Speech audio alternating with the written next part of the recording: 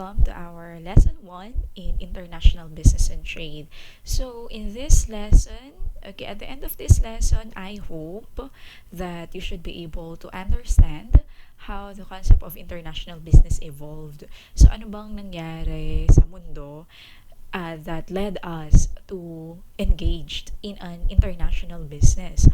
And then, I really hope that you should be able to discuss what are the natures of international business. We should be able to describe the influences that can affect an international business and also the goals that we should have or some companies have. That's why they are engaging in an international business. And we should be able to identify and strategize on how to solve problems relating to international business, especially lalo na ngayon kasi we are in a pandemic situation. So, hindi lang sa country natin merong pandemic situation but in the whole world. So, it means kahit na may mga domestic companies na affected ng pandemic, lalo na yung international business. Okay? So, given that we are in a pandemic situation of our country, how could you strategize, okay, with some of the arising international business problems? Okay, so with that, let's start. So, let us first define what is an international business. So, according to Sailor.org, international business relates to any situation where the production of or distribution of goods or services crosses country borders. So, we can easily consider na as a business is an international business if their products, their goods or services will cross their domestic country. For example, halimbawa, si Jollibee, so dati nag-start siya sa Philippines, so domestic business lang natin siya. Pero nung nag-branch out na siya sa ibang bansa, we can now consider Jollibee as an international business. Okay?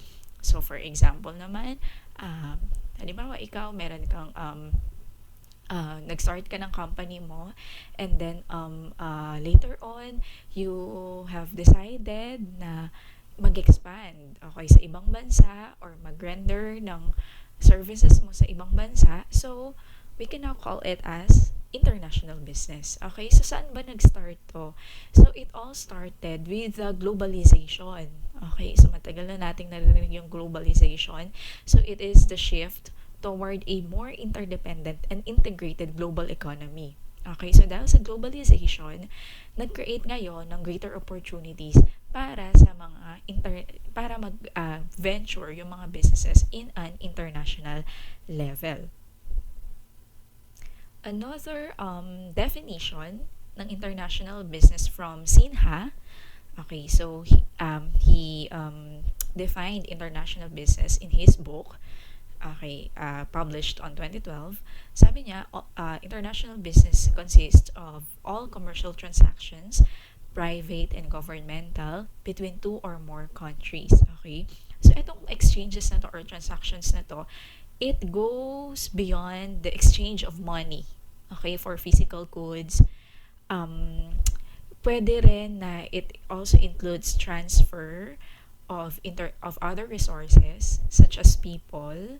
Ayan yung mga, 'di ba? Ngayon ang dami nating mga BPO, yung mga BPO companies dito. So kumbaga, may exchange ng resources ng tao. So dahil maraming tao sa Philippines, so they can now continue in their business using the people in our country. Intellectual property, so patents, copyrights, madami pa data. So it also includes that contractual assets or liabilities. So when you engage in an international business, tas depende sa napagkasunduan nyo with the government in that specific country, but sometimes, most of the time, they will give you the right to use some foreign asset. For example, yung mga, di ba, medyo nagiging controversial ngayon yung mga mining. Ayan, kasi sobrang yaman ng Pilipinas, lalo na sa mineral, sa gold. Ayan, so, the mining companies are venturing sa ating bansa. Ngayon, syempre kapag pinayagan sila, binigyan sila ng go signal ng government natin, okay, so they can now use our asset. Okay, even if they are foreigners, they can now use our asset or yung resources na meron tayo. So that's one of the perks, pwedeng advantage and pwede rin maging disadvantage at the same time when a company venture in an international business. Okay, so aside from sa kita, aside from the financial gains, there are also non-financial gains.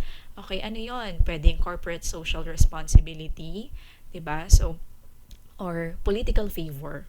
So, yun. So, that can affect the business future. Now, the question is, why do we have to study international business? So, according to Mittal, last 2012, so sabi niya, it's important or it's relevant to study international business because it comprises a large growing portion of the world's total business. Okay, so whether we like it or not, halos karamihan ng mga big companies ngayon are engaging in an international business. Okay, and last one is all companies are affected by global events and competition. So, one relevant example is the pandemic situation ngayon, 'di ba? So, hindi lang siya sa bansa natin. So, it happened in a global level in the whole world. So, yung so affected, so pag may mga ganong pangyayari, international businesses are affected. So, whether large or small businesses, since we most of the time we sell outputs, whether domestically or internationally, or we get our raw materials and supplies from other countries, yan, sobrang maapektuhan tayo ng mga pangyayari sa global level. So, that is why we need to study. We need to be keen in learning about the international business.